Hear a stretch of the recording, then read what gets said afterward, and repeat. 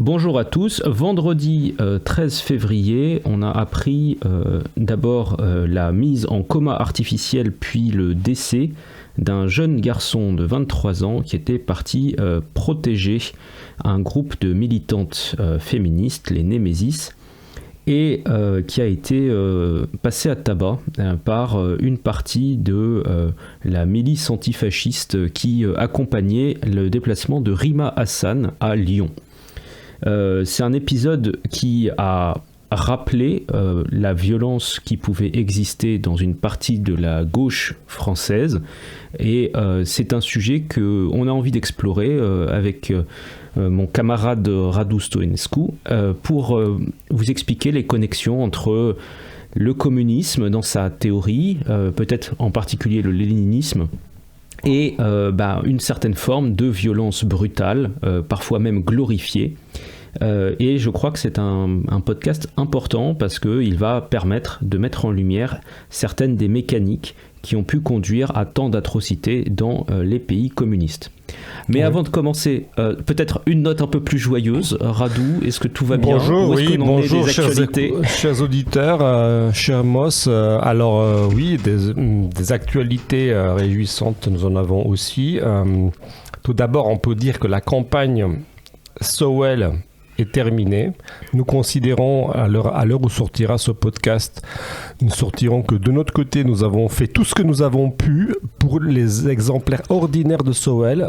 Je fais exception pour les exemplaires de luxe qui ne sont pas encore prêts. On donnera un calendrier quand on en saura plus, mais pour le moment, ce n'est pas parti encore chez l'imprimeur. Donc, nous considérons que pour les exemplaires ordinaires, donc 99% des envois ont été faits. Si jamais vous n'avez toujours rien reçu, ni de Mondial Relais, ni de la Poste, écoutez, premièrement, vérifiez la messagerie Tipeee, vérifiez vos mails qui vous indiquent normalement que vous avez un message sur la messagerie Tipeee interne. Nous allons aussi contacter peut-être par mail directement certaines personnes à partir de notre mail, édition.carmin, donc ne soyez pas surpris, c'est notre mail. C'est pour essayer de éventuellement voir ce qui s'est passé avec certains envois qui n'ont pas été livrés. Donc ça c'est fait. D'autre part, Scruton, le désir sexuel, j'ai la préface, je corrige la préface, le livre est en train d'être mis en page, donc c'est un grand progrès. Nous avons quasiment le texte définitif et je peux vous dire qu'il fait, d'après la nouvelle mise en page, donc qui est beaucoup plus grande que les anciens exemplaires, d'accord, nous changeons de maquette, donc j'insiste que c'est une nouvelle aventure dans l'aventure, parce que voilà, le format du livre va être... En fait, le livre est tellement épais qu'on est obligé de changer la mise en page et la maquette. Mais même en changeant d'épaisseur, même en changeant de maquette, c'est-à-dire même il aura quoi, 21 cm sur 15, je crois. Il a quand même 600 pages, d'accord. Donc bref, je crois que ceux qui l'ont précommandé nous excuseront pour le délai, je dirais pas le retard, mais en tout cas les délais de fabrication de cette traduction d'un ouvrage extrêmement important, l'ouvrage le plus ambitieux de Sir Roger Scruton. Voilà, donc pour les nouvelles, encore une fois, donc pour ceux qui sont à l'étranger, ils recevront le visage de Dieu de Scruton et le désir sexuel, enquête philosophique, en même temps, d'accord, parce que nous avons essayé d'économiser sur les envois dont le prix a un petit peu explosé. Voilà pour les nouvelles. Écoute, malheureusement, revenons à cette triste actualité symptomatique d'une certaine attitude gauchiste. Je te laisse y revenir et montrer... Oui, alors en fait, pour être tout à fait honnête, moi ça me touche peut-être plus que d'autres personne parce que il se trouve que j'ai quand même quelques amis en commun avec ce jeune Quentin et notamment qu'il avait, si j'ai bien compris, prévu de passer à la conférence que j'ai donnée il y a quelques mois sur le distributisme de Belloc dans la paroisse de Lyon, qui était une de ces deux paroisses et l'autre étant en Vienne. Voilà, bon, enfin, tout ça pour dire que j'ai quand même certaines connaissances un petit peu à la fois du profil du garçon et puis même en fait de son entourage, etc. Et bon, c'est forcément très attristant de voir des jeunes qui sont pas venus chercher des problèmes en particulier. Enfin là, j'ai l'impression que c'est vraiment le cas typique du gars qui s'est probablement juste fait attraper dans une bonne intention. On lui a dit voilà, il risque d'y avoir des soucis et viens protéger un petit peu les militantes qui se déplacent sur le terrain. Et en fait, je pense qu'il n'a pas réalisé qu'en face, il y avait probablement une vingtaine ou une trentaine de types qui étaient arrivés avec des intentions, alors sous la forme de coups de poing américains, si j'ai bien compris, et d'autres outils du même genre, et qui avaient pour intention très explicite, en fait, de passer à tabac des gens. Voilà. Donc, quelque part, cette histoire, ce drame, ça commence par une asymétrie qui est évidente, même dans les intentions. C'est-à-dire que d'un côté, il y a des gens qui arrivent avec un outillage destiné à commettre des dégâts au minimum. Et puis de l'autre côté, il y a des gens qui y vont peut-être pour le coup avec un peu trop de naïveté en pensant qu'il suffit d'arriver et que l'équilibre va se faire naturellement. Mais là, en l'occurrence, ça a été un drame, ça a été une boucherie. Voilà, et je pense que quelque part ce drame doit nous permettre de parler un petit peu de la violence politique et en particulier de la violence politique de gauche, parce que autant j'ai l'impression qu'on entend beaucoup parler dans l'espace médiatique de la violence politique de droite, des risques posés par l'extrême droite, des risques posés par une tentation fascisante ou des choses comme ça, autant j'ai l'impression que la violence politique de gauche est systématiquement minimisée et on jette un voile pudique dessus quelque part. Tout le monde sait qu'il doit bien y avoir un peu de violence pour pouvoir faire un grand soir, mais bon, ce n'est que transitoire et ce n'est que ponctuel et c'est pour une bonne raison, etc. Et je pense que c'est intéressant justement d'aborder ce problème-là spécifiquement.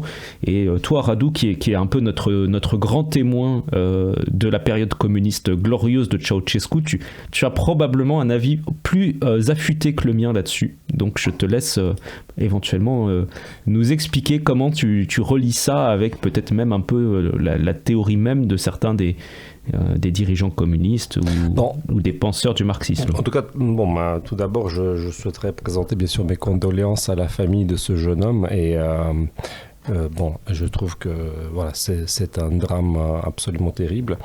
Et deuxièmement, ensuite, je trouve que rien n'excuse des assassins qui viennent en meute lyncher quelqu'un.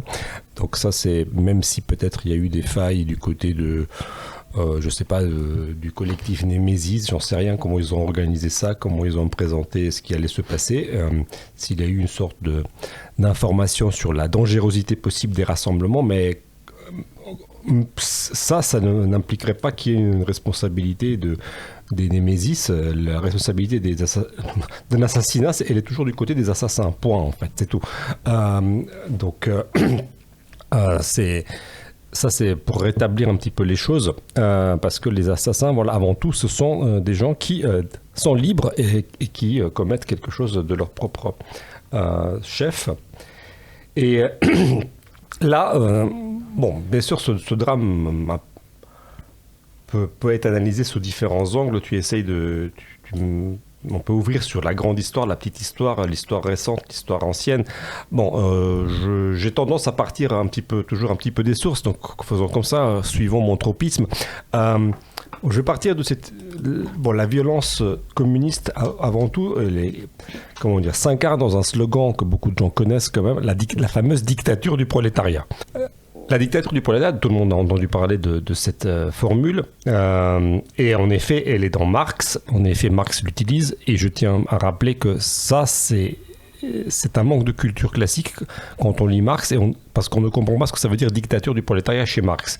Alors ça, c'est un petit rappel historique, c'est que la dictature est une institution. Alors ouvrez grandes vos oreilles. La dictature, c'est pas comme dans Star Wars. La dictature n'est pas une institution méchante. La dictature, c'est une institution républicaine, d'accord, de la République romaine. Ok, ça c'est vraiment très important à comprendre. Au-delà de ce qu'en a fait, je sais pas, la mythologie hollywoodienne. Un dictateur était quelqu'un dans l'ancien Rome qui était appelé pour résoudre une situation de crise, d'accord. Et c'était parce qu'on va dire la République romaine donc fonctionnait avec des délibérations, avec des procédures, on pourrait dire démocratiques pour aller vite, même si c'est peut-être un abus de langage. En tout cas, il y avait des procédures, il y avait une certaine lenteur, d'accord, pour expédier les affaires politiques, pour discuter, pour faire la loi, pour prendre des décisions, ce qui explique, voilà, ce qui est d'ailleurs la marque d'un régime éclairé, justement. D'accord, il faut comprendre que les Romains s'enorgueillissaient, à la suite des Grecs, et en tout cas de toutes les cités qui avaient mis en place un système égalitaire politiquement, c'est-à-dire où on pouvait discuter librement de la loi et de l'affaire entre égaux. Ils étaient tout fiers de faire ça et de ne pas être un État despotique. D'accord, ça, c'est dans le monde ancien, quand même, il y avait une fierté romaine attachée à cela, qui est un parallèle de la fierté grecque de ne pas avoir de supérieur, de ne pas devoir plier son genou devant un despote à l'oriental, d'accord. C'est la fameuse opposition entre les Perses, d'accord, qui représentent le despotisme, ceux qui ont vu par exemple les 300, pour donner une référence très simple, voilà, le despotisme oriental, et on va dire la démocratie grecque, qui est marquée par le fait que ce sont des individus, des citoyens égaux qui décident entre eux comment faire la loi. Les Romains ont pareil, la même chose. Mais, quand il y a des troubles très graves, les Romains ne sont pas bêtes, c'est des gens pratiques. Si il y a notamment... il y en avait souvent des troubles, des guerres civiles, des guerres tout court. En tout cas, on suspendait le fonctionnement normal des institutions, comme on dirait aujourd'hui, et donc on donnait les pouvoirs à un dictateur qui était donc, et que c'était prévu, donc le fonctionnement de la République romaine. Quand il faut expédier des affaires courantes et qu'on n'a pas le temps de discutailler, on donne les pleins pouvoirs à quelqu'un pour qu'il règle les problèmes. C'est un peu notre état d'urgence à nous, quand on dit il y a un état d'urgence, on augmente les pouvoirs de je sais pas qui. Et, exactement. On a gardé le concept en fait. On a gardé. Et on pourrait dire que par exemple, parenthèse, quand quand la France donne les pleins pouvoirs à Pétain en 40, c'est ça en fait, d'accord. C'est exactement ça. Et il lui vote les pleins pouvoirs, d'accord, à Pétain. C'est d'ailleurs une assemblée issue majoritairement du Front populaire. Je ferme la parenthèse sur Pétain. Mais c'est exactement la même procédure. Donner les pleins pouvoirs à quelqu'un, c'est que oui, tu peux pas discutailler comme d'habitude dans une république. Et donc, la dictature du prolétariat, pour revenir là, ça vient de là.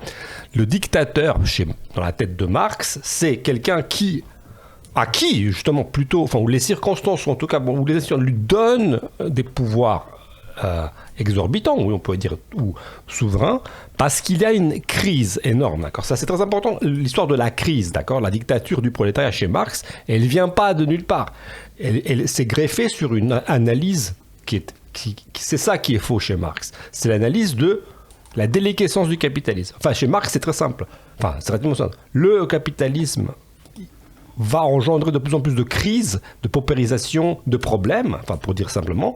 Et donc, parce qu'il y aura trop de problèmes, comme dans une crise dans la République romaine, quelqu'un devra prendre les pleins pouvoirs pour résoudre tout ça. D'accord ?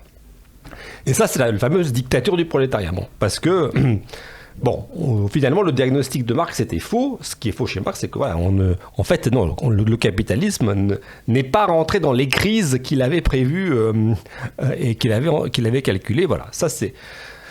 on vous renvoie notamment à notre dernière publication, le livre de Sowell, voilà, la fameuse hypothèse marxiste sur l'exploitation et tout ça, c'est malheureusement pour Marx, c'est faux, d'accord.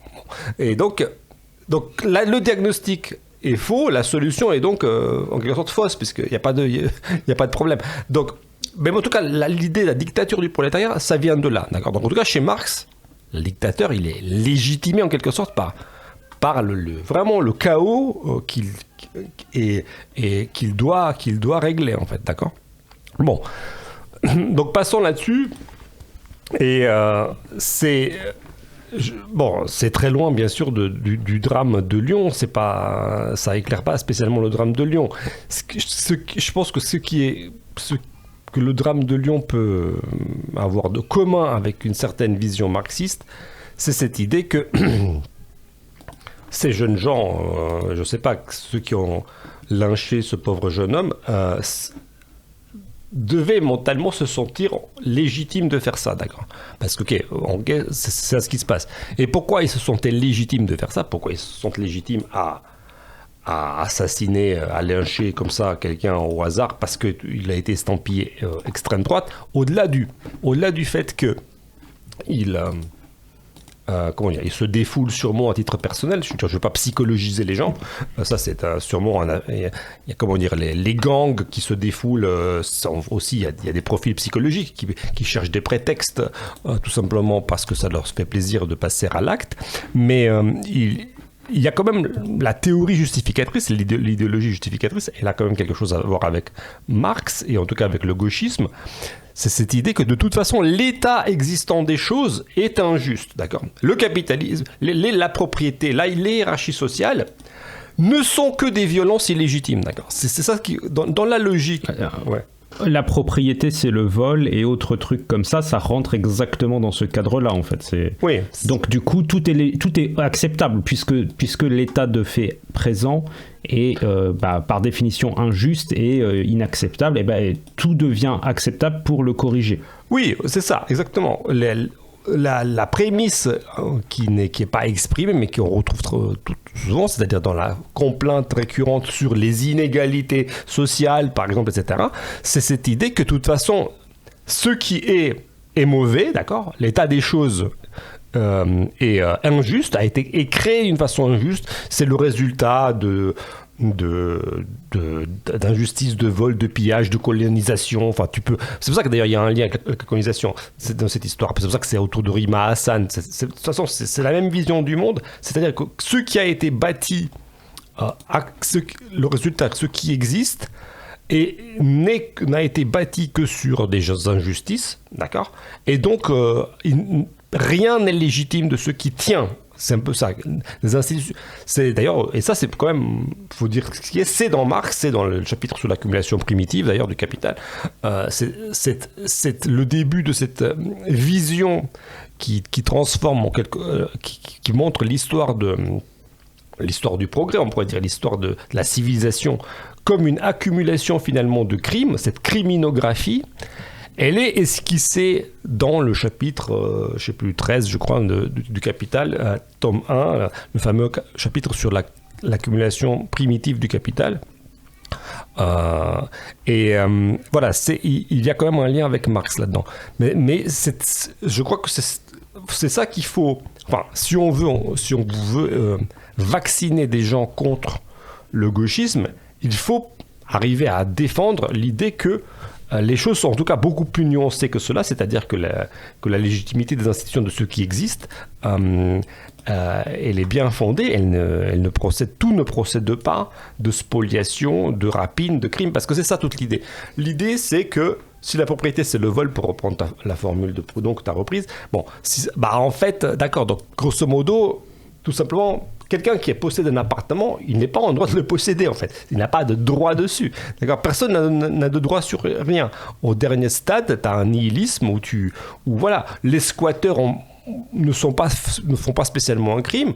Voilà, ils ont trouvé un appartement, peu importe qu'il était à quelqu'un. S'il était à quelqu'un, c'était juste le résultat de crimes d'avant. Donc celui qui squatte ne fait que, en quelque sorte, reprendre ce qui lui est dû, quoi. C'est un peu ça. Ce qu'on te dit d'ailleurs de manière très explicite dans le monde, je ne sais pas si tu as vu un peu les débats qu'il y avait, parce qu'il y a une sorte de crise en ce moment dans l'immobilier, en particulier côté locatif, parce que notamment à force d'augmenter la quantité de normes de DPE, de trucs comme ça, il y a de moins en moins de petits propriétaires qui louent, en fait. Donc qu'est-ce qui reste ? Il reste des bailleurs sociaux et il reste quelques, je dirais plutôt soit des gros propriétaires qui ont plein de trucs et qui peuvent pas se débarrasser d'un coup de tous leurs appartements, soit à l'inverse des petits propriétaires qui en fait essayent de truander un peu en trouvant des accords en dehors un peu des clous de la loi. Bon, et il y a une sorte de pénurie de logements. Et une bonne partie des gens de gauche ont trouvé cette idée géniale qu'il suffisait de réquisitionner des logements pour régler la pénurie. Ce qui est littéralement ce que je disais dans la vidéo sur les bonnes idées qui tournent mal. En fait, c'est vraiment la logique aussi bête que il manque des logements, on n'a qu'à récupérer tous les logements, du coup il n'y a plus de problème de logement. Oui, mais en fait c'est un peu plus compliqué que ça. Oui, non. Et donc quelque part cette logique de récupérer des logements, elle découle de l'idée que en fait ceux qui possèdent les logements actuellement n'ont pas de droit dessus en fait. Ils en sont juste à cause de crimes plus ou moins concrets, les actuels détenteurs, mais que cette détention n'a aucun caractère légal ou juste, en fait. Exactement, oui, exactement, c'est ça. Et ça a donné, ça donne dans les... aspect macro, ça donne la collectivisation des terres, ça a donné la nationalisation des usines. Si on parle au caractère macro, d'accord, donc quand les gauchistes ont pris les pouvoirs dans certains pays, ça a donné cette spoliation globale qui a été la collectivisation, qui a fait des millions de morts aussi. Ça, on parlera pas on a déjà parlé des Khmers rouges précédemment, qui sont allés le plus loin dans la destruction, en détruisant carrément les villes, d'accord, la ville comme expression même de la hiérarchisation et de la propriété. Donc il y a, oui, donc au niveau micro, tu as des gens qui partent des bons sentiments, c'est-à-dire il y a des gens qui souffrent, il leur faut trouver un logement, et alors s'il leur faut trouver un logement, on va le prendre à ceux qui le possèdent, parce que c'est ça, là où il y a un lien avec les bons sentiments, c'est que on considère que il est absolument impératif à n'importe quel prix. Donc voilà, c'est ça tout le truc. Ça, c'est là où on peut revenir à n'importe quel prix. Telle injustice devrait être corrigée, d'accord. Ça, on rentre dans la conception de la justice cosmique, comme l'appelle Sowell d'une façon sarcastique. Mais en fait, Sowell il remarque un truc tout simple que j'ai déjà mentionné dans mes traductions. Les choses ne peuvent pas être faites à n'importe quel prix, parce que si vous corrigez une injustice et vous faites payer quelqu'un d'autre, d'accord, il y avait un petit propriétaire qui avait travaillé, il a un appartement, vous le lui prenez, d'accord, pour le donner à une famille qui en a besoin, vous corrigez une soi-disant injustice au prix d'une injustice que vous causez à quelqu'un d'autre, en fait. Il ne peut pas y avoir de slogan comme ça. Ça, c'est très démagogue de dire que on fera ça à n'importe quel prix. Non, quelqu'un paiera toujours un prix. Et si tu imposes, d'ailleurs, Sowell, il dit, si tu imposes un prix à quelqu'un qui n'avait rien demandé, d'accord, si tu lui imposes un coût de façon justement brutale, en fait, n'es-tu pas en train de commettre une autre injustice, justement? Et donc, tu t'en sors pas. Soi-disant, tu vas lutter contre toutes les injustices, mais en fait, en créant encore plus, d'accord? Mais ça, c'est juste parce que voilà, c'est très facile de faire vibrer la corde du sentimentalisme. On en revient à cette plaie du sentimentalisme. Ah là là, regardez cette famille, elle est à la rue, il faudrait absolument lui trouver un logement. On en a déjà parlé de cette vision, de toute façon, totalement anhistorique. Pourquoi cette famille se retrouve à la rue, comment elle est là, est-ce que c'est... Enfin, etc. On enlève toute... D'ailleurs, on enlève toute responsabilité à ceux qui se retrouvent dans la dèche, d'accord ? Comme si, voilà, c'est juste des purs objets passifs. Et donc, il faut intervenir d'une manière démiurgique pour régler leur situation. Quitte à marcher sur des cadavres, par ailleurs. en fait, c'est ça qui est un peu amusant par certains aspects, et je pense que ça reconnecte avec peut-être une partie des critiques qui font du marxisme une religion. Je ne sais pas si tu te rappelles, mais j'avais signalé que Schumpeter parlait de Marx comme étant une sorte de prophète. C'est que, justement, en fait, ce qui est amusant, c'est que le marxisme se targue de résoudre les problèmes d'un point de vue économique, mais en fait, tu ne peux pas faire de l'économie à n'importe quel prix, en fait. L'économie, elle a juste nécessairement des bénéfices avec des coûts. Et quelque part, normalement, il y a une sorte de calcul économique qui peut en découler. Et donc, si tu commences à dire que tu résous des injustices à n'importe quel prix, en fait, tu sors du calcul économique. Tu n'es plus dans une logique purement économique où tu dis, attends, ça, on peut corriger un peu, mais en échange, on va avoir ce problème-là. C'est quoi l'équilibre ? C'est quoi le bon point, le bon compromis entre ça ? Et donc, on arrive dans cette logique qui est celle du non-compromis. Et par certains aspects, cette logique du non-compromis, elle a des aspects qui sont religieux, en fait. Précisément, le côté religieux, c'est de dire, non, certaines choses sont des interdits ou des tabous, ou au contraire des bienfaits, dans l'absolu, et il n'y a pas de compromis possible, en fait. Les 10 commandements te disent, tu ne tueras point, point, en fait, c'est fini, la phrase s'arrête là. Il n'y a pas de calcul économique, en fonction des situations, si c'est plus rentable économiquement, parce que précisément c'est une logique qui n'est pas économique. Pardon, excuse-moi, je te corrige un peu. Le commandement, c'est tu n'assassineras point, parce que ce qui, petite parenthèse, c'est pas tu ne tueras point, parce que justement c'est très important, c'est pas histoire, sinon ça serait. Par exemple, il était tout à fait normal que les gars aillent à la guerre, d'accord, si tu veux. Parce qu'il y en a qui s'appuient sur cette histoire de tu ne tueras point pour dire que, par exemple, la guerre n'est pas une chose chrétienne ou n'est pas une... Enfin, non, c'est pas vrai. Hein. Juste voilà, je me permets de dire en passant, c'est l'assassinat qui est pas... T'as pas le droit de frapper quelqu'un dans le dos, point. C'est tout. Mais les gens... ça serait absurde de dire à une nation guerrière telle qu'était l'ancien Israël, de dire, non, c'est comme si... Non, bien sûr qu'ils pouvaient aller à la guerre. Il y avait une armée... l'ancien Israël avait bien sûr une armée. Donc bon, voilà, je ferme la parenthèse, mais juste pour mais c'est important pour préciser, parce que il y en a certains qui s'appuient là-dessus. Ah, mais vous voyez bien, vous n'êtes pas chrétien si vous êtes pour la guerre. Non, mais c'est pas la guerre, c'est un combat entre des gens qui prennent le risque de se faire tuer les uns par les autres, d'accord ? C'est ça la guerre. C'est pas bon, ok. Il y aurait bien sûr des nuances à faire, parce que la guerre moderne, justement, avec l'asymétrie entre une violence qui vient du ciel, on va dire une bombe atomique, et ce qui s'associe, ça a modifié aussi le concept de guerre. Je suis d'accord pour ceux qui nous écoutent, que là il y a aussi un problème. Mais voilà, mais en tout cas, j'en suis conscient. Bon, mais maintenant la mentalité gauchiste, on en revient là-dessus, et c'est ça ce qui s'est malheureusement à l'invie exprimé lors du drame récent, c'est cette bonne conscience justement de bonne conscience de faire appel à la violence, parce que dans la tête de ces gens, je suis quasiment certain, ils s'imaginent qu'ils réagissent simplement à la violence, on veut dire des conditions d'existence, pour dire, ou les violences objectives. En gros, ils sont en légitime défense. Exactement. Par rapport à des crimes existants. Ils sont en train de se défendre, d'accord. Comme dirait Clausewitz, c'est le défenseur qui veut la guerre, d'accord. C'est toujours comme ça. L'agresseur, il veut pas la guerre, il veut au contraire, il veut que ça s'arrête. Clausewitz explique très bien que c'est seulement en ne te soumettant pas que tu déclenches la guerre, en fait. C'est très simple. D'ailleurs, c'est une réflexion pour ceux qui veulent la paix à tout prix. C'est très simple d'avoir la paix, hein. Il suffit de se soumettre. Hein. C'est ça, toujours. Il n'est pas besoin de faire beaucoup d'efforts.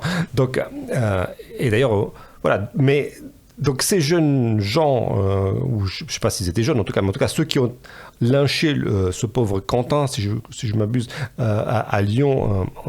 Vendredi dernier, c'était bien parce que ils étaient imbus de l'idée qu'ils étaient porteurs, ils étaient des héros dans leur tête, dans leur micro-mythologie personnelle.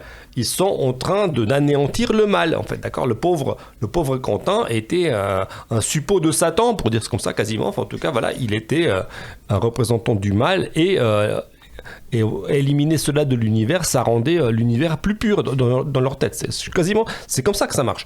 Donc c'est pour ça que les gens qui ont recours à la violence, tout simplement, ils veulent accélérer... oui, dans leur tête, ils veulent accélérer la venue du bien. C'est quand même ça. Je pense que moi, je suis pas quelqu'un de spécialement pacifiste en soi. Je pense que, là encore, je suis pas... d'ailleurs, c'est pour ça que j'ai pris mes distances avec une certaine vision de René Girard et des Girardiens, par exemple. C'est que je considère... la violence est un moyen. La violence est un moyen... et ça dépend quand tu dois l'utiliser, quand tu ne dois pas l'utiliser, mais on ne peut pas exclure l'utilisation de ce moyen comme ça a priori en fait. Et personne n'a dit qu'il faudrait l'exclure en fait, d'accord ? Ça il n'est aucunement question qu'il faille l'exclure. Je rappelle, oui, même Chesterton dans les annexes d'orthodoxie que j'ai mises rappelle que en fait, oui, il a une chose très très simple, il dit à propos des crimes imputés à l'Église notamment, il dit, à propos des guerres, des croisades, des tas de choses, il dit, écoutez, ça c'est, il n'y a pas tout un foin, des gens qui auront le pouvoir, ils peuvent comment dire, dans l'enthousiasme de leur désir d'accomplir un certain projet, peuvent parfaitement s'en remettre à des expédients qui sont pas acceptables et voilà, il y a des abus de la part de tout le monde parce que mais ça ne veut pas dire qu'il faille renoncer à à l'enthousiasme et à la défense d'une certaine conception sous prétexte que ça peut glisser dans des abus. Tout peut être abusé en fait, d'accord ? Donc je pense que moi je suis pas un pacifiste parce que je pense que voilà, c'est pas, il ne faut pas abandonner a priori l'idée de recourir à la force pour accomplir certains projets en fait, parce que et notamment parce que justement même la force malheureusement de ce pauvre Quentin apparemment n'a pas été suffisante ni pour se protéger lui-même ni pour se protéger je sais pas s'il y a eu des blessés parmi les Némésis, mais je présume que oui, mais j'avoue que j'ai pas plus d'informations. Mais en tout cas, là il y avait un rapport de force justement qui a malheureusement qui a tourné au désavantage de Quentin, c'est voilà, donc je pense que c'est moi ma position, c'est qu'il est là ce qui est inacceptable, c'est que premièrement là on est quand même censé avoir dans un pays, soi-disant, qui se prétend de droit, c'est-à-dire que tu as des manifs, tu as des gens qui peuvent exprimer des opinions divergentes, etc. Et là, les manifestations publiques, maintenant, sont devenues deviennent des occasions pour certains groupuscules de se défouler et d'accélérer la venue du bien par des moyens trop expéditifs. Enfin, en tout cas, dans leur tête. Je dis bien qu'il y a la venue du bien dans leur tête. Par des moyens expéditifs et qui ressemblent à ce qu'on a fait en macro, voilà, les gauchistes au niveau macro, pour dézoomer maintenant, oui, je veux dire, pour parler de mon expérience, heureusement pas mon expérience personnelle, mais l'expérience des Roumains dont je suis issu, donc c'est les soviétiques occupant la Roumanie ont exterminé littéralement toute la couche intellectuelle, l'élite du pays, effectivement, avec les mêmes arguments. C'est-à-dire que voilà, l'élite du pays, universitaire, religieuse, politique, tous les anciens dignitaires, tout le monde a été envoyé aux travaux forcés qui étaient juste, en fait, une façon de les exterminer. C'est parce que c'était pas une peine, on veillait pas à ce qu'ils survivent tout en effectuant leur peine. Ils étaient envoyés exprès pour creuser un fameux canal entre le Danube et la mer Noire qui a fini par être creusé. C'est Staline qui avait qui adorait creuser des canaux comme ça n'importe où, faire des grands travaux où il a envoyé beaucoup de détenus du goulag, et il a appliqué la même chose pour la Roumanie, et c'est littéralement une décapitation de tout un peuple, d'accord, toute une élite formée entre les deux guerres et avant, qui a été décimée, qui a été littéralement lynchée, avec des moyens étatiques, et Et disons que la Roumanie, on ressent encore aujourd'hui les effets parce que sans une élite éclairée, en fait, oui, parce que moi je pense ça existe une élite éclairée, des gens cultivés, des gens qui ont des capacités différentes des autres, des gens qui sont capables de créer plus de richesses que d'autres, des gens qui sont capables justement d'élever d'autres élèves à un autre niveau, parce que c'est ça aussi une élite. Une élite, c'est pas une masse de parasites qui est là en train de se goinfrer, en fait, d'accord. C'est pas Epstein, d'accord, l'élite, faut comprendre. C'est pas ça une élite intellectuelle, hein, pour parler de notre dossier en cours, d'accord. Alors attends, parce que figure-toi que je sais pas si tu as vu passer ça, mais le Parti communiste français s'est félicité alors attends, je vais lire pour être parfaitement objectif et neutre là-dessus. Le PCF a tweeté la chose suivante: l'affaire Epstein n'est pas un complot, pas plus qu'elle doit être ignorée, c'est une dérive logique du système d'oppression capitaliste. Cette affaire pédocriminelle révèle au grand jour la collusion entre de nombreux grands patrons, hommes politiques libéraux d'extrême droite et personnalités mondaines rassemblés par l'impunité du pouvoir dans les violences sur mineurs orchestrées par Jeffrey Epstein et son épouse. Ces crimes doivent être dénoncés comme des conséquences directes des dérives structurelles du capitalisme, du sexisme et de la culture du viol qui protègent les puissants et écrasent les victimes. Voilà, je vais pas jusqu'au bout parce que c'est un peu long le tweet, mais vous avez l'essence de... Et en fait, comment dire, je sais pas, j'ai l'impression qu'il y a plein de types en France qui sont persuadés qu'il n'y a jamais eu de problème en URSS avec des types qui abusaient de leur pouvoir et qui faisaient des équivalents de ce qu'a fait Epstein. Et en fait, Yagoda. Alors moi, je leur ai reparlé de Lavrenti Beria. Oui, Beria aussi. Beria, Yagoda. Mais tous les mecs du KGB, c'était des sinistres. Beria, il chopait des meufs. Beria, il kidnappait des femmes et des petites filles dans la rue, la nuit. Il avait en gros, sa voiture s'arrêtait au milieu d'une ruelle. Il y avait 2 sbires qui descendaient. Il chopait quelqu'un, il le foutait dans sa bagnole. Il retournait chez lui. Il avait une pièce insonorisée au sous-sol. Quand il voulait faire ses petites affaires, et en gros il torturait, il rappelle qui était Beria, parce que nos auditeurs et c'était le responsable du NKVD, en fait l'ancêtre du KGB. Et pour info, on a quand même trouvé dans le jardin de sa maison des crânes de gamins de 10 ans, en fait, enterrés. C'est ça enfin bon, alors ça dépend un peu des sources. En fait, il est tombé globalement à la fin au début des années 50, à la fin de la période un peu Staline, tout ça. Non, il est mort. Non, il a été purgé après la mort de Staline, justement. Beria, vous pouvez aller voir la comédie anglaise, les derniers jours de Staline. Je ne sais pas si vous l'avez vu, c'est un film qui est sorti à peu près une dizaine d'années. Voilà, vous allez le voir, le Beria, et Beria, il se fait justement, enfin.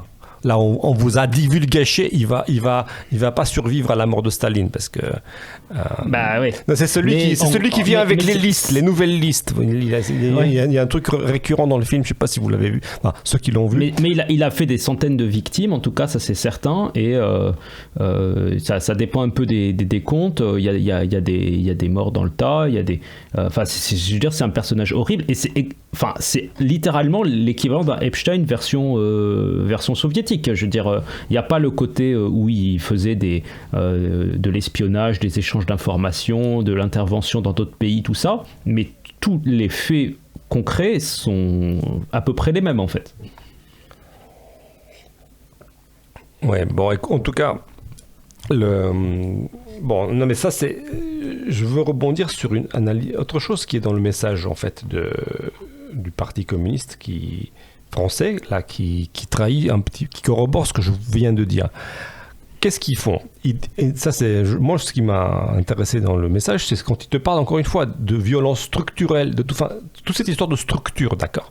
En fait, grosso modo, c'est encore une fois cette même vision. Ce qui existe est mauvais, d'accord ? En fait, c'est ça si on décode, si on dit ça beaucoup plus simplement, ce qui existe est mauvais, point. Ce qui existe est mauvais, et ce qui existe créer Epstein, parce que c'est ça ce que vous dites, le système, je sais pas quoi. J'ai du mal moi avec la langue de bois. J'ai une comment dire ça, j'ai une phobie là pour le coup assez ancienne par rapport à ça. Mais quand il te parle de système d'oppression, de dérive logique du système d'oppression capitaliste. Voilà, les dérives logiques du système. Voilà, tu vois, c'est-à-dire que là on est dans le fait Epstein. Mais en fait, ça veut dire aussi, si vous voulez, grosso modo, que Epstein n'est pas coupable, puisqu'en quelque sorte, c'est pas lui qui a décidé de faire des abus, d'accord ? Il n'est que la résultante des forces qui l'ont traversé, d'accord ? C'est littéralement, je ne sais pas si tu te souviens, mais c'est un peu ce qu'on avait déjà dit quand il y a eu une certaine époque, on analysait un petit peu les discours d'une certaine Padutim. Exactement. Et les types nous disaient non, mais en fait c'est juste que tu es en position de pouvoir, donc tu vas commettre alors soit des agressions soit des violences, soit machin. Et c'était vraiment genre il suffit qu'on te donne du pouvoir et d'un seul coup tu te transformes en monstre, tu sais. Oui, c'est ça. C'est ça, c'est littéralement ça. Oui, c'est ça. Et c'est exactement ce dont ils ne se rendent pas compte, c'est qu'ils innocentent les gens en fait en faisant ça. Enfin, en fait, là, le message du Parti communiste français, c'est une façon de laver en quelque sorte Epstein de sa responsabilité individuelle propre, dont lui-même s'est pas lavé puisqu'il s'est suicidé apparemment, enfin en tout cas de son version officielle. Donc apparemment lui-même il n'a pas trouvé qu'il était un effet logique du système, puisque lui-même s'est dit il faut que je me punisse parce que faut que je m'ôte la vie parce que voilà. Parce que si un gars pensait sincèrement de lui ce que le Parti communiste français pense de lui, bah, il ne sauterait pas la vie. Écoutez, je ne suis que la résultante des forces, d'accord ? Je ne suis que l'effet logique d'accord ? Donc, c'est un peu pour la blague, mais c'est pas tout à fait pour la blague, c'est pour dire qu'en fait, si vous poussez à leurs dernières conséquences, les idées soi-disant innocemment, proférées à longueur de tweets par ces gens-là, bah, vous voyez dans quelles absurdités vous arrivez, en fait. C'est ça. C'est que, non, le fait est que, il y a lui, et puis il y en a d'autres, et puis apparemment quand même, ce qui est quand même assez drôle, c'est que j'ai quand même l'impression que ces liens étaient plutôt du côté démocrate, parce que là, il parle d'extrême droite, j'ai pas très bien compris, là. Jack Lang a pas l'air d'être spécialement un type d'extrême droite, après, j'ai peut-être raté des informations sur tu savais pas que le passé de Mitterrand du côté de Vichy, donc voilà, tout se tient, tu vois. Bon, bref, donc c'est... non, mais tu vois, donc je sais... Bon, non, en tout cas, à chaque fois, ça c'est notre ami Dalrymple qui le dit à chaque fois. Dès qu'il y a un truc qui se passe, de toute façon, les gauchistes vont dire vous voyez comme le système est mauvais, donc il faut continuer à taper dessus. Et de toute façon, ils sont toujours très prévisibles. Dès qu'il y a un truc comme ça va toujours être l'effet du système. Parce que, donc. En fait, c'est là où il y a l'opposition entre, moi je dirais plutôt une vision conservatrice de la vie, c'est-à-dire que justement celle qui comprend que, non, ce que les hommes ont bâti, alors avec la sueur, avec le sang, avec des injustices, avec des abus, mais pas que, mais aussi avec beaucoup d'applications, de concentration, avec beaucoup de vision légaliste, toutes ces choses-là sont fragiles, elles sont pas non plus blanches comme neige, ni non plus, idéales, parce que c'est ça tout le truc. Une chose réelle, elle est peut-être pas idéale, mais elle est réelle. Là, pour revenir sur la chose, la séparation des pouvoirs, d'accord ? Pour reprendre les idées libérales qui ont conduit à la création d'un monde libre, d'accord ? Montesquieu, la séparation des pouvoirs, la limitation,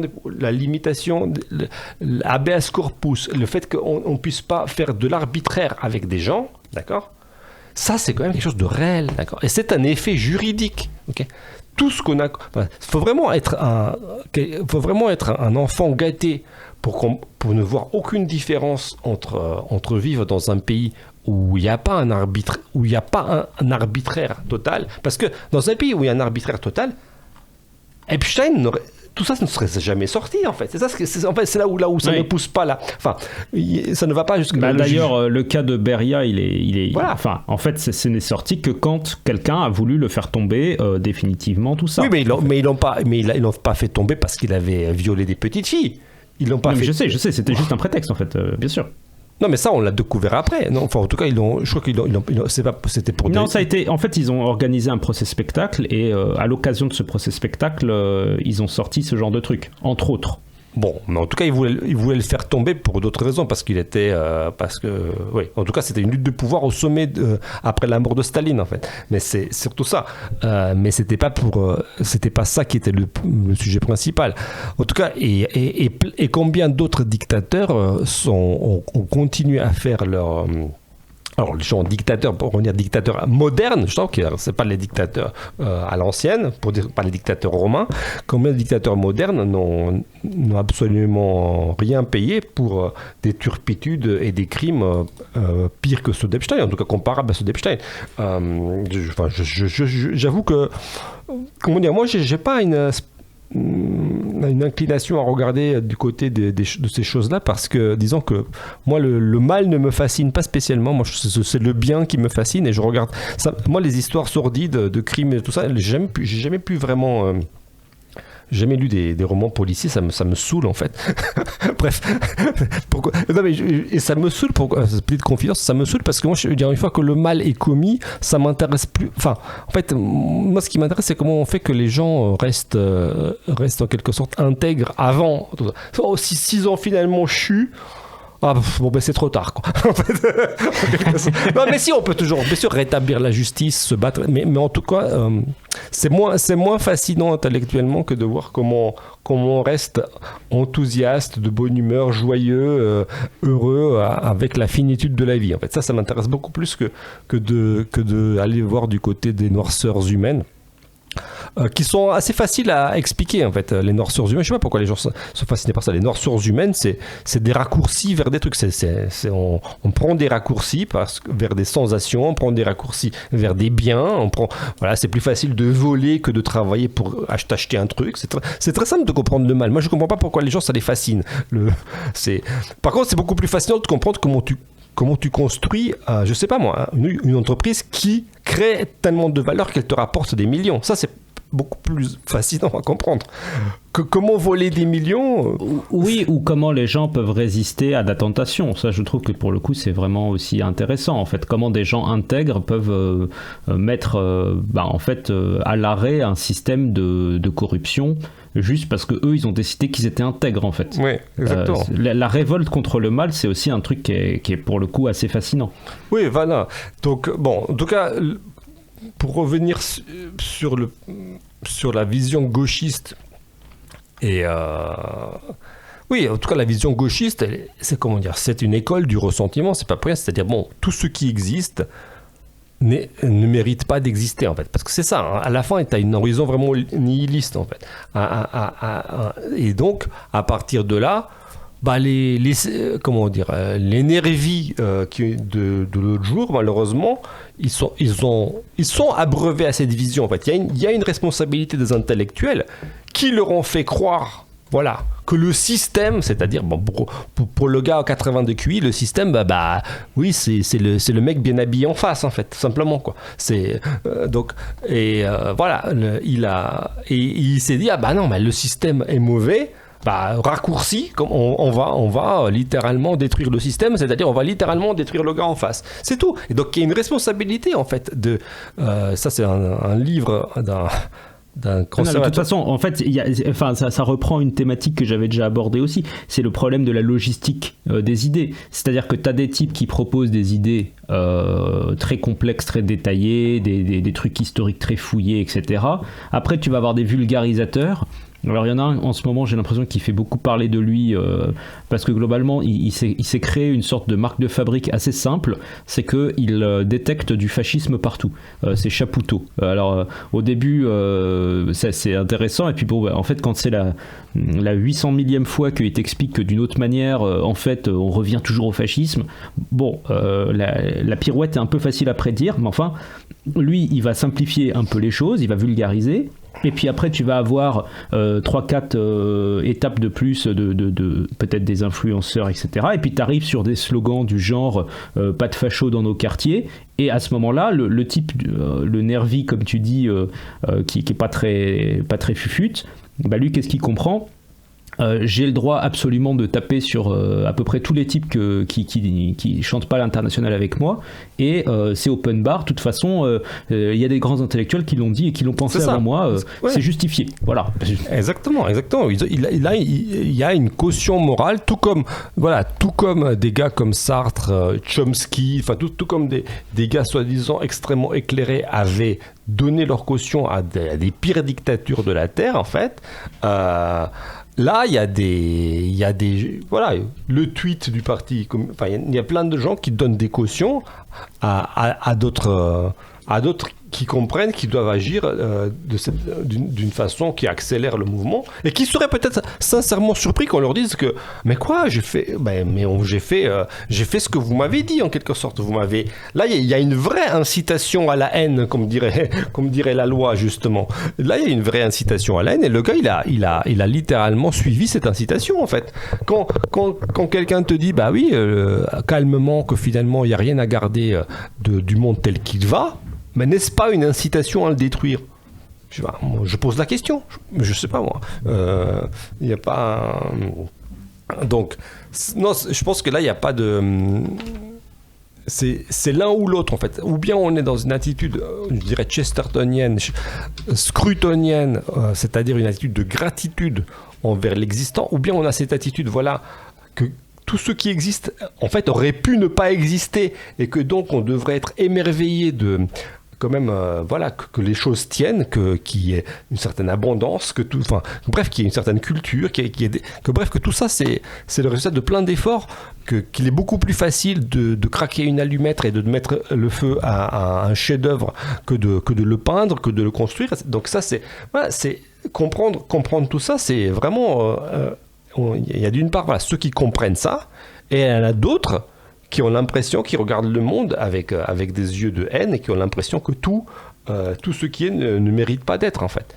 Donc, et là, il y a un partage réellement religieux, en fait, parce que c'est pas... Là, on tombe dans une position véritablement métaphysique de rapport au monde dans son ensemble, dans sa totalité. Est-ce que tu veux mettre le feu, comme disaient les situationnistes, on voulait mettre le feu au monde parce que... Comme ils disaient, juste parce que le spectacle de l'incendie nous semblait plus beau, quelque chose comme ça. Ils avaient une façon assez poétique de tourner la chose. Mais ou bien tu considères que si tu mets le feu au monde, tu vas détruire des choses inestimables, tu crées des injustices, tu brûles des gens vifs, quoi. Quand je pense à ça, je pense toujours à ce film terrible que je vous conseille de voir, qui s'appelle en français Requiem pour un massacre. En anglais, ça s'appelle Come and See, de L.M. Klimov, un réalisateur soviétique, film qui traite du front de l'Est. Je vous le spoil pas, mais c'est un film extraordinaire, beau d'une part, et puis terrible de par son sujet. Come and See, d'ailleurs, c'est pris de l'Apocalypse. Viens et vois. C'est une citation de l'Apocalypse de Jean. Mais voilà, mettre le feu au monde, c'est pas forcément un programme. Premièrement, c'est pas très viril. Ça ne demande pas beaucoup d'efforts de craquer une allumette. C'est très simpliste, et c'est la marque même de la haine, en fait, tout simplement. Mais ça se j'ai deux petites citations pour distraire un peu les gens à ce sujet, et puis reconnecter peut-être aussi avec nos auteurs. Une citation de Roger Scruton qui disait que le monde moderne prouve à chaque instant combien il est plus facile de détruire des institutions que d'en créer. Et je pense que c'est exactement ce que nous avons dit. Et une deuxième de Hilaire Belloc. Le barbare espère pouvoir avoir le beurre et l'argent du beurre. Il consommera ce que la civilisation a lentement produit après des générations de sélection et d'efforts, mais ni il se donnera la peine de remplacer ses biens, ni il ne comprend la vertu qui les a fait naître. Voilà, je ne sais pas si ces deux citations t'inspirent un petit envoi final pour... Écoute, aller vers une conclusion. Malheureusement, l'imbécilité, c'est de vouloir conclure, comme dirait l'autre, mais on ne peut pas conclure sur ça. je crois que pour faire reflouer justement le gauchisme, il faut cultiver cette gratitude envers le monde et envers ce sentiment de fragilité. En fait. C'est le rempart à la fois... Le rempart psychologique contre les drames du vendredi dernier, pour moi, c'est justement le fait d'irriguer des déserts, comme disait C.S. Lewis. C'est-à-dire qu'en fait, il faut enseigner beaucoup plus que le détachement ou l'altruisme. Il faut vraiment enseigner l'amour pour le monde tel qu'il est, en fait. Le rempart contre la destruction, c'est tout simplement que tu aimes les choses telles qu'elles sont et que tu veuilles te battre pour qu'elles perdurent dans l'être, parce que c'est ça le seul rempart, en fait. Si tu vas sauver un chef-d'œuvre, c'est parce que tu l'aimes et que tu feras des pieds et des mains pour essayer de le mettre à l'abri. Mais c'est parce que on t'a cultivé l'amour pour ce chef-d'œuvre que tu vas le sauver, en fait. C'est pas simple. C'est pas parce que si on cultive le bouddhisme, le détachement et autres vertus soi-disant modernes, en fait, tu ne vas jamais te battre pour protéger ce que tu aimes, en fait. C'est surtout là que je veux mettre l'accent, c'est que sur le fait que l'attachement, l'amour est plus important que ces vertus bouddhistes d'altruisme, de détachement. Je crois que ça, c'est vraiment aussi une des raisons pour lesquelles la décadence continue. Donc, oui, pour revenir sur Scruton, oui, la phrase de Scruton me rappelle, c'est exactement ce qu'il défend dans le livre que nous allons publier, parce que c'est l'institution la plus fondamentale, en fait, qu'il défend, c'est l'institution de l'amour, du mariage, en fait, et fondée sur une anthropologie du désir, et c'est extrêmement puissant. Oui, c'est son livre le plus ambitieux, le plus fondamental, parce qu'on le connaît surtout comme un philosophe politique, presque, en tout cas, un philosophe de l'esthétique, mais avant même tout ça, c'est un philosophe en fait de l'amour. C'est ça qui est très fort chez Scruton. C'est précisément parce qu'on a ces problèmes de disparition de l'amour et peut-être aussi du respect de certaines institutions qui existent, qui sont présentées comme des crimes ou une accumulation de crimes, que ça peut être intéressant de proposer un peu, c'est ce qu'on fait dans notre catalogue, une vision alternative qui remet un peu l'histoire à l'endroit, en fait, qui explique que les choses qu'on a ne sont pas qu'une accumulation de crimes et que c'est souvent aussi une accumulation de vertus. J'ai trouvé ce mot intéressant dans la phrase de Belloc. Je ne sais pas si ça t'inspire quelque chose. Oui, bien sûr, le problème des gauchistes, c'est qu'ils partent de l'idée comme les choses ne sont pas idéales, elles sont mauvaises, en fait. Et c'est ça qui est un extrémisme, en fait. D'accord ? Bien sûr que les choses ne sont pas idéales. D'accord ? Bien sûr qu'on peut toujours les améliorer. Bien sûr que les institutions ont certains côtés négatifs, comme on pourrait dire. Bien sûr que le mariage a des côtés négatifs. Bien sûr que, parce qu'on parle d'institutions, bien sûr que l'école a des côtés négatifs. Bien sûr que les institutions politiques ont des côtés négatifs. Bien sûr, elles ne sont pas idéales. C'est-à-dire qu'elles ne correspondent pas, comment dire, au fantasme du désir, en fait. D'accord ? Parce que c'est ça toute l'idée. Mais en fait, là où c'est un fantasme au carré, c'est de croire que sans les institutions, en fait, le désir trouverait sa satisfaction encore plus, la satisfaction plénière, d'accord ? Parce que c'est ça, en fait, derrière cette volonté de destruction, il y a une conception liée, bien sûr, à une anthropologie du désir, et qui dit que justement le désir ne s'accomplit plus dans les institutions, mais il est limité. D'accord ? C'est une vision, on pourrait dire, hydraulique.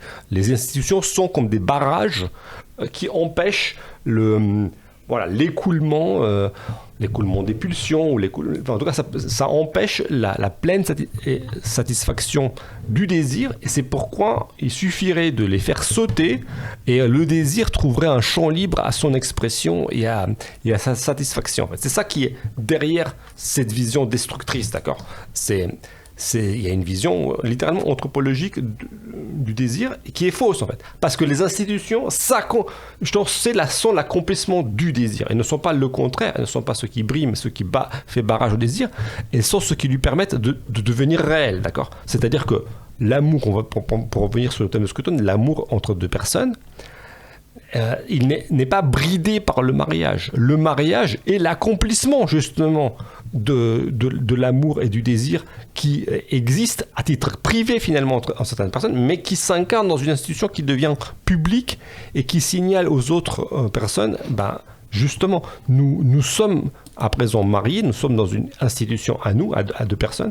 Et de la même façon, la solidarité entre un groupe, contre un peuple, s'incarne dans ses propres institutions étatiques et qui vont faire une délimitation entre ce peuple et les autres peuples, mais qui vont donner à ce peuple-là une entité réelle, concrète, justement au-dessus d'un magma humain indifférencié en fait.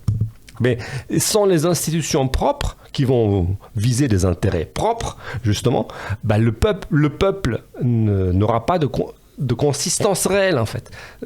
C'est bien pour ça que d'ailleurs on parlait jadis du droit à l'autodétermination des peuples, parce que justement ce droit de l'autodétermination des peuples se fonde sur l'idée que si tu ne peux pas créer tes propres institutions, tu as une sorte de peuple virtuel. Tu ne peux pas véritablement même prétendre au titre de peuple et de nation justement. Donc voilà cette idée que ce qu'il faut combattre dans le gauchisme, c'est l'idée que tout ce qui... Parce que c'est là où il creuse sa propre tombe sans se rendre compte, et il creuse malheureusement la tombe de beaucoup de gens concrets et puis de la civilisation tout court, c'est qu'il s'imagine faussement que cette destruction est une libération, en fait, c'est tout. Alors qu'en fait, il se retrouve devant le désert, en fait, et il se dit « Ah, mais mince, je pensais que si je détruisais l'école, je pourrais être plus intelligent. Ah mince, je pensais que si je détruisais le mariage, tout à coup, on serait super libéré et super heureux. Ah, mais mince, et si on détruisait les États, je pensais que, en fait, mais tous les peuples seraient frères et on pourrait... » en fait, c'est là où tout à coup, il se retrouve devant le mur pas le mur, mais justement devant une sorte de vide et par certains aspects, ce qu'ils font, c'est qu'ils recréent des institutions après coup, petit à petit, en tâtonnant, parce que tu vois, c'est ça qui est amusant aussi, c'est que ils détruisent des trucs qui ont toujours existé en te disant que c'est je sais pas, par exemple la galanterie, oh là là, c'est vraiment voilà, et puis après ils sont là, ils font mais il y a quand même des problèmes là, il faudrait mettre en place des règles un petit peu. Non, on n'a qu'à dire qu'on sépare certains rôles et puis qu'il y a certains trucs, il faut quand même que les hommes ils soient pas toxiques, et du coup ne pas être toxique, ça veut dire qu'il faut faire ci et qu'il faut faire ça et qu'il faut pas dire ci et en fait ils recréent le truc qu'ils viennent de détruire. C'est juste qu'ils repartent de zéro, ils rebootent et ils refont le même process et ça prend 150 ans. Oui, mais ça ne fait... Mais ça fait en général un truc moins bien à la fin en fait. Mais ils reconstruisent pas des institutions, parce que c'est fait avec fausse conscience, c'est-à-dire qu'en fait ils finissent par refaire ce qui ressemble à des institutions, mais en fait c'est pas tout à fait ça. C'est comme ok, là encore une fois on revient sur le macro. Le parti communiste soviétique ou celui chinois si vous voulez, n'importe quel parti unique, d'accord, en fait il a fini par reconstruire une sorte d'État, d'accord. C'était lui l'État, d'accord. Parce que c'était une sorte d'État parallèle. Mais justement, il ne fonctionnait pas comme un État. C'est-à-dire qu'il n'y avait pas des droits, il n'y avait pas des procès libres. Il y avait une parodie de tout ça. Il y avait justement, tu as évoqué les procès de Moscou, etc. Il y avait une parodie de fonctionnement démocratique.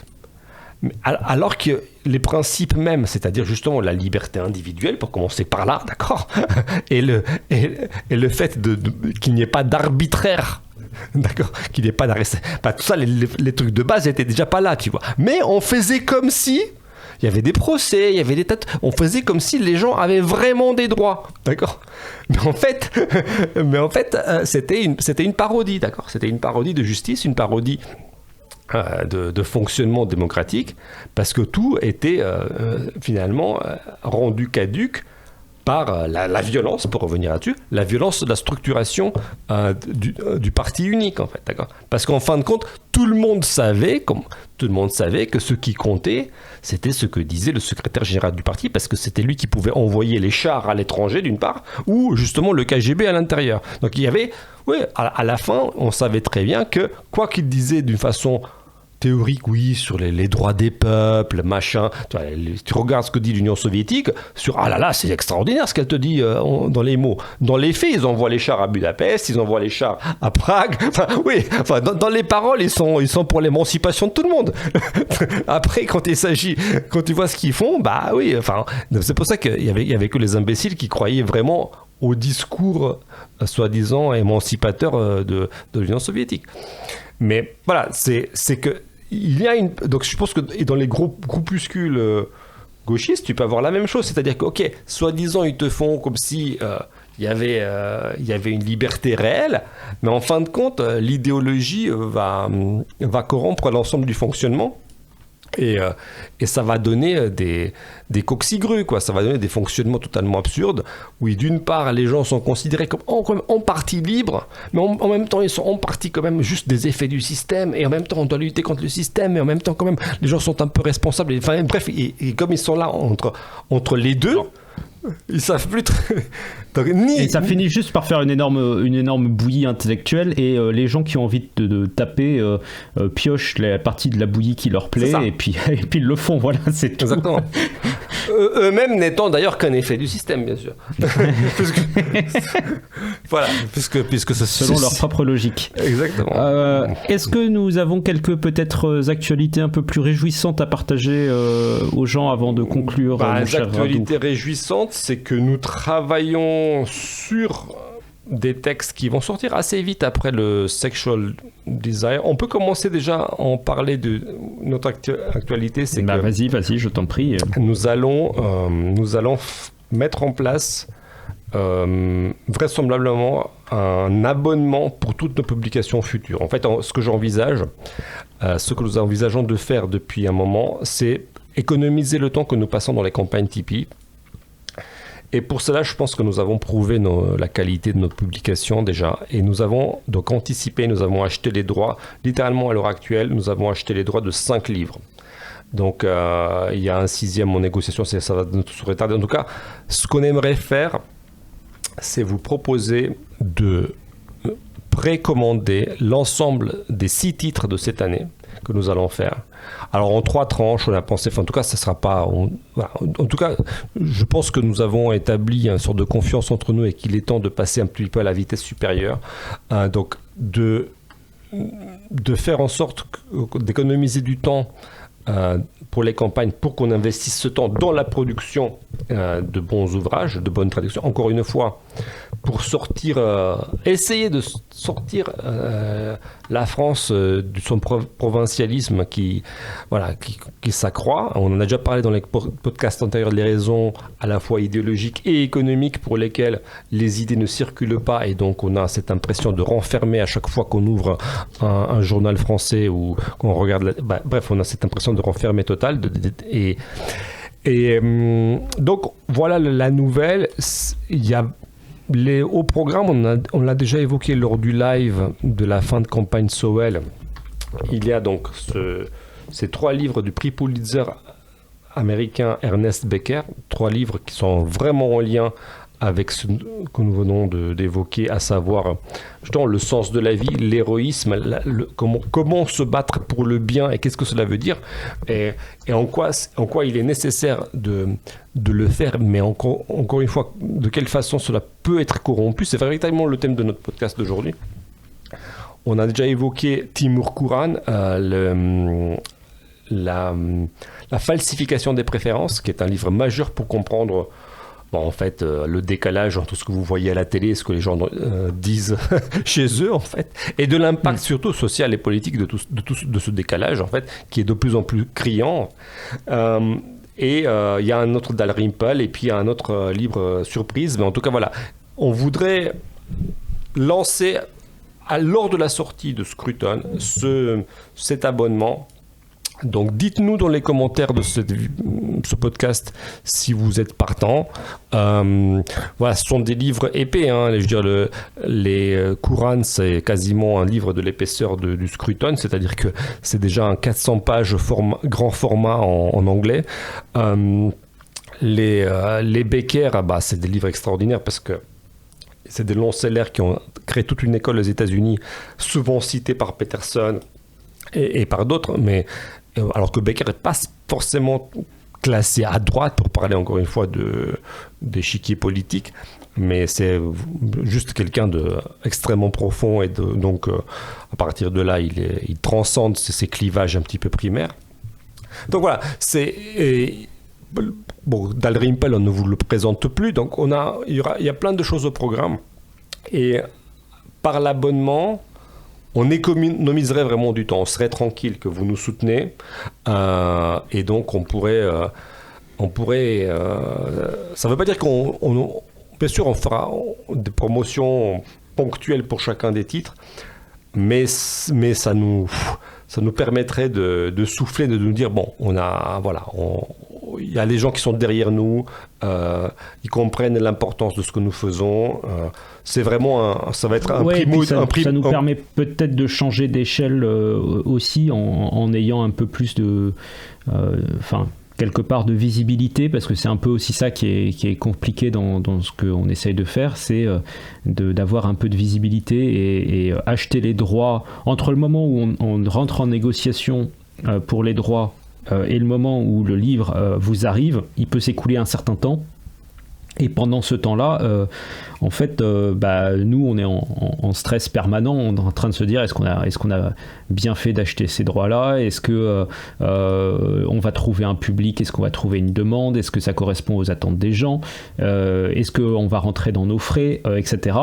C'est un modèle qui est pas spécialement évident, et donc la solution des campagnes, c'était un moyen pour nous de gérer une partie de ces problématiques-là. Mais c'est vrai que en fait, le problème, c'est que si on veut augmenter un petit peu la cadence de production, ça veut dire qu'il faut qu'on fasse 5 ou 6 campagnes par an, et je pense qu'on va du coup passer tellement de temps à faire des campagnes Tipeee, à faire de la com, de la promotion, des vidéos dédiées, etc., qu'en fait on va perdre de vue la qualité des produits. Or, on est vraiment résolument orienté vers la qualité de ce qu'on vous apporte. Ce qu'on veut, c'est vraiment faire des traductions de référence dans des formats dont la qualité est... on n'a peut-être même pas besoin de la repréciser, mais les gens qui ont déjà eu nos livres entre les mains savent qu'on fait vraiment attention à tous les petits détails, que le papier est de qualité, que les notes de bas de page sont bien, tout ça. Et notre but, c'est vraiment d'arriver sur un modèle où on est un peu plus capable d'augmenter notre cadence de production, et en mettant notre énergie sur ce qui compte vraiment, c'est-à-dire à la fin que vous ayez des bons produits, des livres de qualité. Et donc peut-être qu'avoir un format effectivement où vous achetez, vous savez ce que vous achetez d'avance entre guillemets les 5 ou 6 prochains titres. Peut-être que dans le tas il y en a un ou deux qui vous intéressent moins, mais en fait c'est peut-être un peu moins cher aussi, donc l'un dans l'autre c'est probablement pas plus mal de les avoir. Mais ça va être... voilà. On fait que des titres qui vous intéresseront, je suis quasiment sûr. C'est pas, je pense aussi, ouais. J'ai pas de doute. Vous avez bien vu, il y a une unité entre toutes nos publications. On ne les choisit pas au hasard. C'est pas parce que c'est dans le domaine public, parce que ça ne l'est pas. Il y a une unité.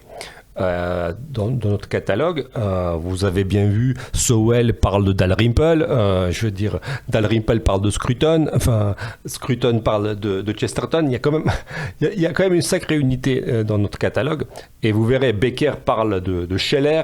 Becker, il parle vraiment de tout le monde en plus. Becker, c'est une synthèse, c'est une somme vraiment. Nous, on vous propose que des livres ambitieux que personne d'autre ne fera jamais, en fait. Et véritablement, l'abonnement, bien sûr, ça fera que ça sera moins cher que de les acheter à chaque fois, à chaque sortie. On fera en sorte qu'il y ait une réduction intéressante pour ceux qui souscrivent à l'abonnement. Et donc, pour récompenser, comme on le fait dans les campagnes Tipeee, pour récompenser ceux qui s'engagent à nous soutenir dès le début. C'est normal.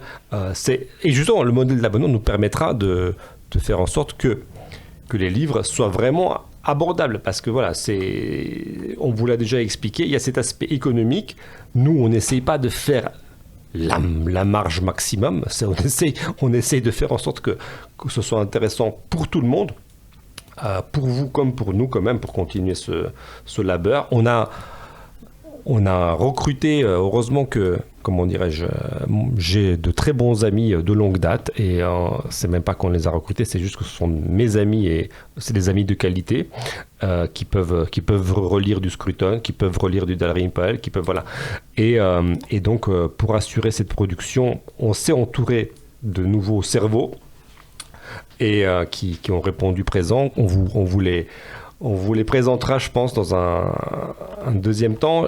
Et on a aussi un peu l'idée peut-être de créer un club vraiment où on pourrait discuter de tous ces livres, en fait. C'est un peu ça aussi ce qu'on envisage avec l'abonnement. Donc l'idée, c'est peut-être de coupler l'abonnement au Club Carmin avec une sorte d'académie Carmin où on pourrait discuter de façon hebdomadaire, approfondir des livres, approfondir des thématiques, approfondir des sujets en lien avec nos publications. Voilà, parce que je suis certain que, voilà, malgré tout votre enthousiasme, il est probable que beaucoup de choses vous restent obscures, et c'est normal dans tous ces ouvrages difficiles. Et donc, voilà, voilà ce qu'on vous réserve pour le printemps. C'est vraiment l'après Scruton. On lancera vraisemblablement tout cela vers le plus tôt. Scruton, je pense que voilà, le désir sexuel sera vraiment prêt quelque part fin mars, début avril. On vous tiendra au courant. Là, c'est plus entre mes mains, c'est le metteur en page. Et il a en su le pauvre. Bon. Merci. Bon, merci Radu. Encore une fois, nous avons une pensée sincère pour la famille de ce jeune homme et sa paroisse et tous les gens qui le connaissent personnellement. Nous allons revenir dans 2 semaines pour un autre podcast avec, on espère, une actualité un peu plus joyeuse. En attendant, portez-vous bien et puis bonne lecture à tous. À bientôt. Au revoir.